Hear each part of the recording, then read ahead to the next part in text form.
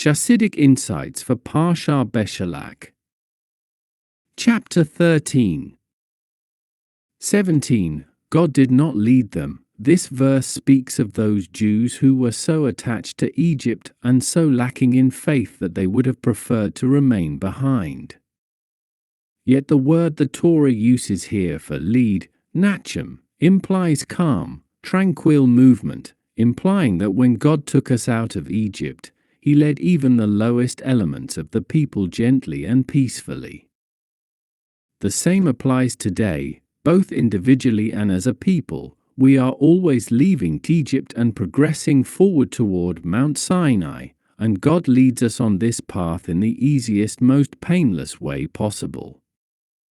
If we do encounter obstacles, we should recall that God puts them there only because the easier way is too easy, and we would be tempted as to slide back into Egypt at the first hint that the way to Mount Sinai conflicts with our previous lifestyle. Rather, these obstacles test our devotion to our convictions and strengthen us by forcing us to summon our latent, inner powers. By overcoming these apparent obstacles, we make it unnecessary to wage actual war against our spiritual enemies. We can proceed unhindered to Mount Sinai, free from the threat of spiritual forces that would otherwise obstruct our path. Thus, the obstacles God places in our path are truly the way He leads us peacefully to our goal. Point 1. 18. The Israelites were armed. Although the Jews were leaving Egypt proudly and unchallenged, they still took weapons with them, for the redemption process was not yet complete. The enemy had been conquered, but still not eradicated. In contrast, after the messianic redemption, when all God's enemies will be totally vanquished, all nations will beat their swords into plowshares, for there will no longer be any need for arms. Everything in the physical world is a reflection of spiritual reality. At the exodus from Egypt, evil was temporarily subjugated but still existed as a real danger. Point 3. It was therefore necessary for the people to be spiritually armed as well, to be guarded against evil and wary of it. Until the final redemption, this will continue to be the case.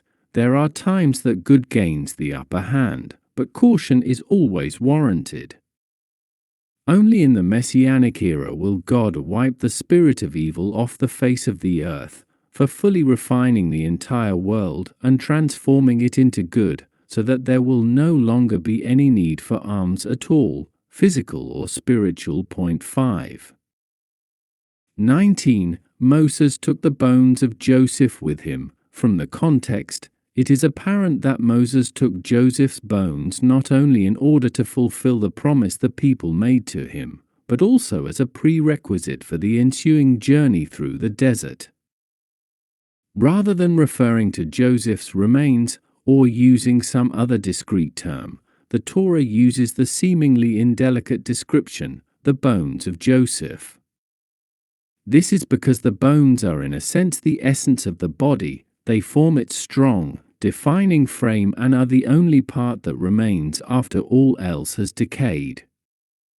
Indeed, the Hebrew word for bone, etzem, also means essence. This verse can therefore be understood to mean that Moses took Joseph's very essence with him, and this enabled them to cross the desert. Joseph's essence is expressed in his name. Rachel named him Joseph, may he add, saying, "May God add for me another son." 6. Rachel yearned to bring another Jew into the world. Allegorically, this wish includes the desire to make an estranged Jew, into a son, to bring him back into the fold. Point 7. In a more general sense, it includes the desire to transform all reality from its profane state into the vehicle for holiness it was originally intended to be.